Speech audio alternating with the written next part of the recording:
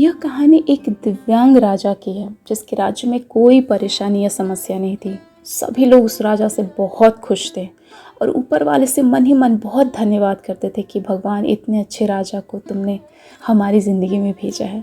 वह राजा दिव्यांग था, उसकी एक आंख नहीं थी और एक पैर नहीं था, लेकिन फिर भी राजा को इस बात का कोई मलाल नहीं था। उसे कभी कोई इस बात का दुख नहीं था कि उसकी आंखें नहीं हैं।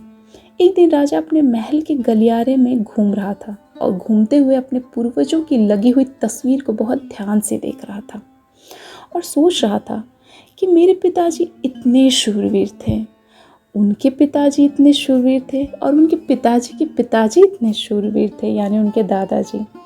उनके सभी की तस्वीरें वो देख रहा था। हमें इतने शूरवीर खानदान में जन्म लेने का उसे मौका मिला, ये ऊपर वाले का बहुत बहुत धन्यवाद था। राजा ने सभी चित्र को देखते हुए आखिरी चित्र तक पहुंचा और फिर उस खाली जगह को देखा तो वो चिंता में पड़ गया। चिंता में वो इसलिए पड़ गया क्योंकि उसे मालूम था कि अब यहाँ जो भी तस्वीर लगेगी वह उसी की लगने वाली है।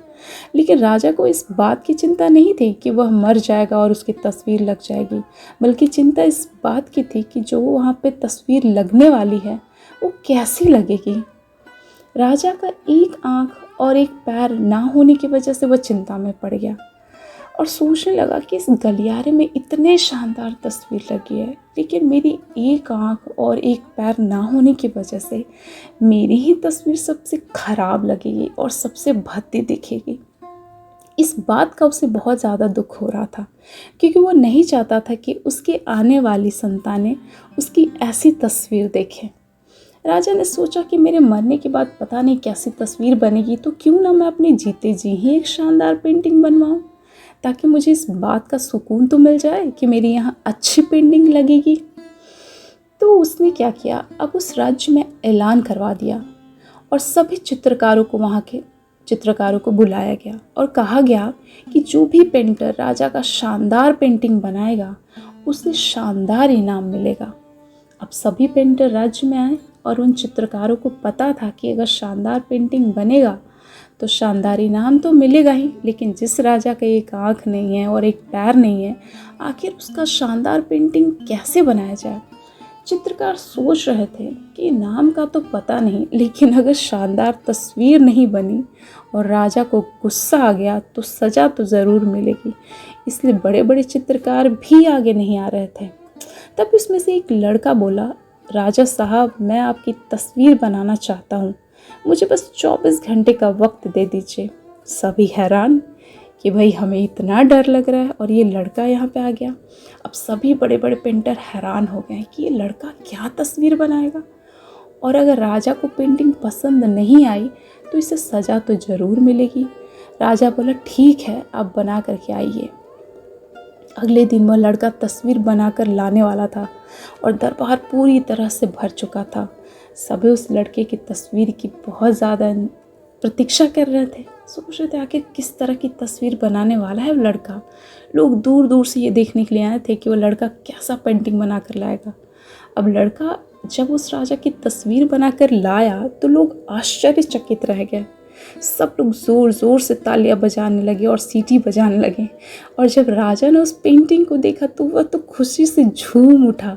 उसने कभी सोचा ही नहीं था कि मेरी तस्वीर ऐसी भी बन सकती है, इतनी सुंदर भी बन सकती है, और बोला कि वाह, इससे अच्छी पेंटिंग तो इस पूरे गलियारे में नहीं है।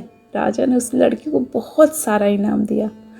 अब आप सोच रहे होंगे कि उस राजा की क्या तस्वीर बनी होगी जिसमें एक आँख नहीं है और एक पैर नहीं है। आखिर कैसा पेंटिंग बनाया होगा उस लड़के ने। सभी सोच रहे थे भाई हम और आपकी तरह हर कोई जितने भी उस दरबार में बैठा हुआ था, सबकी यही थी कि आखिर राजा की पेंटिंग बनी कैसी है।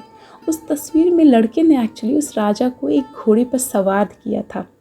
एक साइड से उस राजा का एक पैर दिखा रहा था और राजा तीरंदाजी करते हुए निशाना लगा रहा था, और निशाना लगाते वक्त उसकी एक आंख बंद हो जाती है, और उस लड़के ने उस राजा की वही आंख बंद की थी जो राजा के पास नहीं थी। तो इस वजह से वो पेंटिंग बहुत ही खूबसूरत एक वीर पुरुष की लग रही थी इस तरह से उस लड़के ने राजा को निशाना लगाते हुए घोड़े के ऊपर सवार दिखाया, जिससे एक आंख बंद और एक ही पैर दिखाया, और इतना शानदार तस्वीर बनाया था कि वह अब तक की सबसे सर्वश्रेष्ठ पेंटिंग थी। जिंदगी में कहते हैं उम्मीद का साथ कभी मत छोड़िए। उस लड़के के सामने भी चुनौती थी, संकट था, लेकिन उसने कभी भी अपनी पॉजिटिव सोच नहीं छोड़ी। ज़िंदगी में आप जिस भी मुकाम पर हो, जिस भी संकट में फंस जाए, किसी भी स्थिति में हो, परिस्थिति में हो, अगर आप में वो पॉजिटिव रहने की सोच है, सकारात्मक का साथ कभी नहीं छोड़ा, तो यकीन मानिए आप उस संकट से बाहर ज़रूर निकल आएंगे।